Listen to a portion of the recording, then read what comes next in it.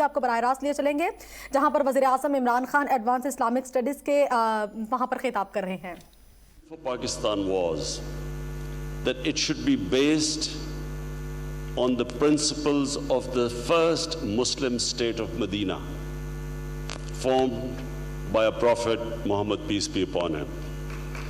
Now that Medina state was a modern state.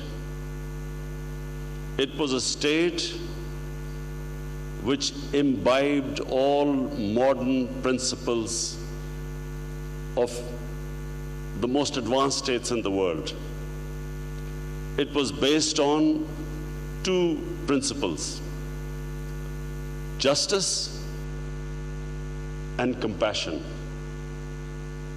They were the basis of the state of Medina.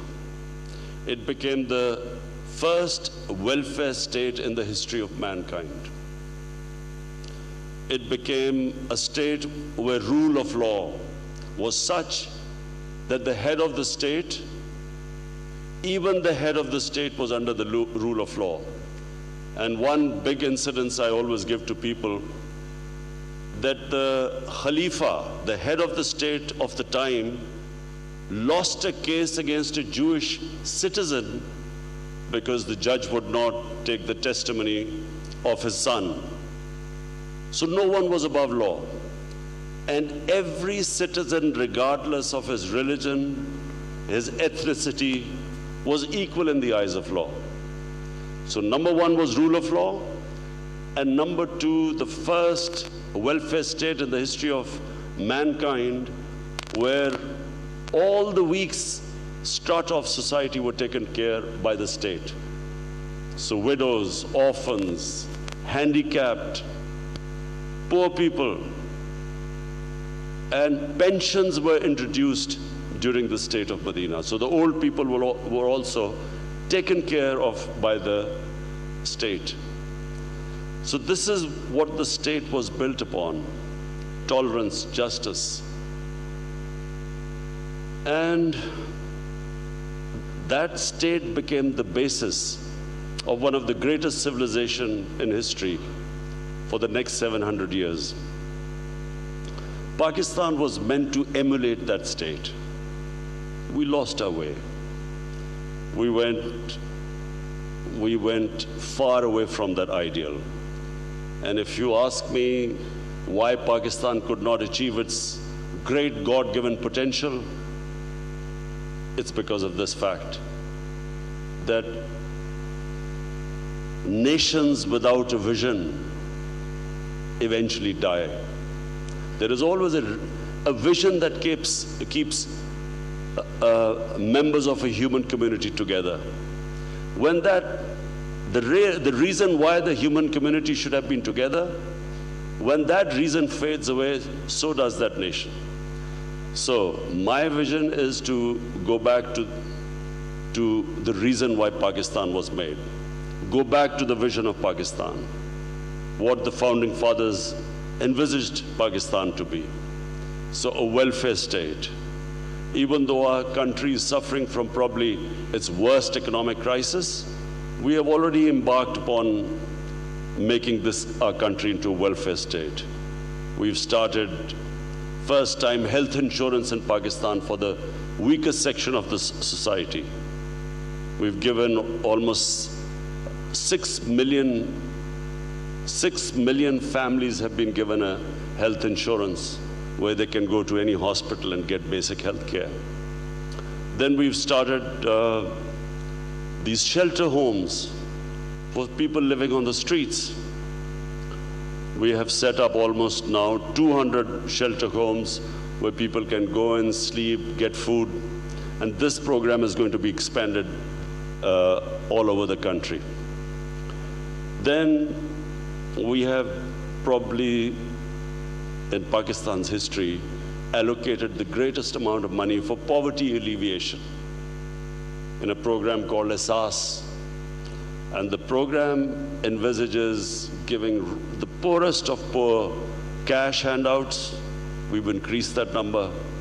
And then, of course, helping them to graduate out of poverty by giving them ways and means of making a living, giving them livestock and so on, educating them skills, loans, the greatest number of scholarships ever given in Pakistan history, again to the intelligent and poorer section of the society. This is just the beginning. As time passes, the whole attention of the government is going to be how to lift the poorer section of the society. In modern day, we are inspired by the example of China, which raised 700 million people in the last 30 years out of poverty. So, allow wealth creation, but use that extra wealth to help the lower section of the society. Close the gap between the rich and the poor. And this, for me, is the society we want in Pakistan, a civilized society. Rule of law, we have a big problem in our country. There's a certain elite section of the society which is above law, which considers itself above law. We have developed these mafias over a period of time, cartels, use their power to artificially raise prices, which the poor people have to pay. So political mafias. So the two-tier: one, to raise people out of poverty; second, to fight these mafias which are keeping this country back. So that's, in a nutshell, my vision of Pakistan. And let me just now go on to the other reason, because this is the Islamic Center. I came to Malaysia this time. Number one, it's always a pleasure to meet our role model, Dr. Mahathir Mohamad, who we consider someone who's a statesman who's changed the destiny of so many people.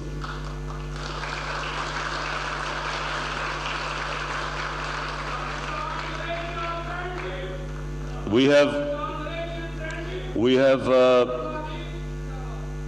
have seen how Malaysia transformed in my lifetime, how Malaysia developed. But what I also like about Malaysia, it's a very civilized society. Why do I say civilized society? I find there is a harmony between religions, between ethnic groups, which I think is, as I repeat, hallmark of a civilized society. We like to look upon the golden age of Islam. All different religions lived together. There was tolerance, acceptance. Religion was never treated as something which people could be brought in through force. Religion was purely something about the heart and the mind, not physical. And in Malaysia, you see this tolerance, the way people live, which in my opinion is really to be admired.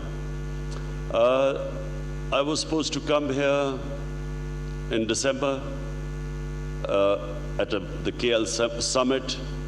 The reason was that we wanted to highlight Islamophobia.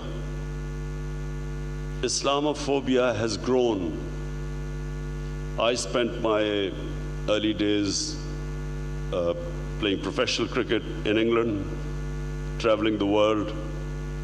I went to university in England, and I saw three distinct watersheds when this Islamophobia kept growing. Number one was the Iranian Revolution. Iranian Revolution spread fear in the Western world that the entire Muslim world will be taken over by an Islamic revolution, which will be anti the West. So that was the first time in the Western countries this fear of Islam started. And this idea that this revolution will go against the Western interests. So that was number one. Then came 1989. An awful character called Salman Rushdie wrote a book which was blasphemous, called Satanic verses. That became the second watershed, because the reaction in the Muslim world to the book could not be understood by people in the West, because they needed to understand why were the Muslims reacting to this blasphemy against our Prophet. I consider that the biggest failure of the Muslim world, the Muslim leadership, because it was up to the Muslim leadership to explain to the Western people, why did it matter to us so much? We needed to explain to them that Prophet Muhammad, peace be upon him, lives in our hearts. Why do we love him so much? Why do we respect him so much? We needed to explain to people. In the Western countries, specifically in Europe, religion is not taken the way we Muslims live our religion. There were comedy programs about their religious figures. When I first went to England, I was shocked. They have a completely different attitude. So we needed to explain to them, why was this causing us so much pain? We failed. And from then onwards, in the West, this idea came that Islam is an intolerant religion, it's against the Western values, and so on, and so the Islamophobia started increasing from them. Then came 9/11. Now 9/11 was simply so many criminals, 15 or 16 or however they were, criminals conducting a terrorist act. The big disaster for the Muslim world was that when the Western leaders started calling it Islamic terrorism, we should have all objected. What had their act, the terrorist act, what had that got to do with Islam? There was no connection between Islam and those terrorist acts. And from there onwards, because we did not question them, because our Muslim leadership, rather than saying that Islam had nothing to do with it, delinking Islam with terrorism, and especially suicide bombing, suicide attacks, unfortunately the Muslim world started also using the Western terminology, moderate Islam and radical Islam. And that, I'm afraid, was the worst thing that happened to Muslims all over, especially Muslims living in Western countries. Because how was the common man in the street, how was he going to distinguish between a moderate Muslim and a radical Muslim? So all Muslims became, for them, terrorists or radicals. So Islamophobia started growing even more. And because we the Muslim countries, did not stop and question this, that terrorism and religion have no linkage. Suicide attacks would then also link to Islam, because a suicide attacker, when he blew himself up, he was supposed to go to heavens. So this connection meant that Muslims were more prone to suicide attacks. This completely went against historical facts. Japanese kamikaze pilots at the end of Second World War did suicide attacks. No one blamed their religion. Tamil Tigers, in fact, before 9/11, majority of suicide attacks were by Hindu Tamil Tigers. Quite rightly, no one blamed religion for that. But Islam and terrorism got connected. And the result was that you had so many instances of Muslims being terrorized in Western countries, Muslims being insulted, even worse, like that guy in New Zealand who walks into a mosque and shoots 50 worshippers because he couldn't tell what was the difference between a normal Muslim and a terrorist or a radical Muslim. So this was the big disservice we did to Islam. Again, I blame the failure to the leadership of the Muslim world. And that's why when I spoke to Prime Minister Mahathir in New York during the United Nations General Assembly, and I spoke to President Erdogan, the idea was that we would meet here and we would highlight this and form some sort of a media that actually corrects these misunderstandings about Islam, some deliberately done by those who want to demonize Islam, but most of the time because of ignorance, and also educate our own young people, because of the mobile phone, our children now have access to information. Never in human history children ever had access to such information.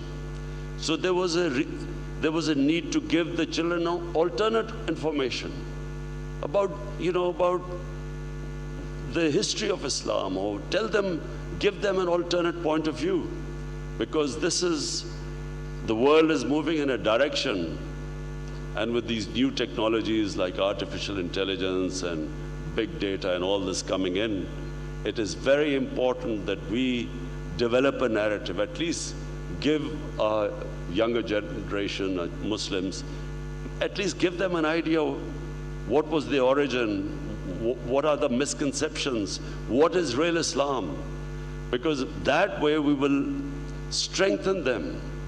Neither will they fall into propaganda which is blatantly biased against Islam, nor will they go towards the extremes, because there's an extremist propaganda which is luring our younger people towards extremist ideologies. So that was the idea behind, and we are still pursuing it. We hope to come up with a media which gives our children understanding, and of course, and the non-Muslims, that really what is real Islam, rather than those people defining Islam who have no idea or who have a bias. So that's it. I want to listen to your questions.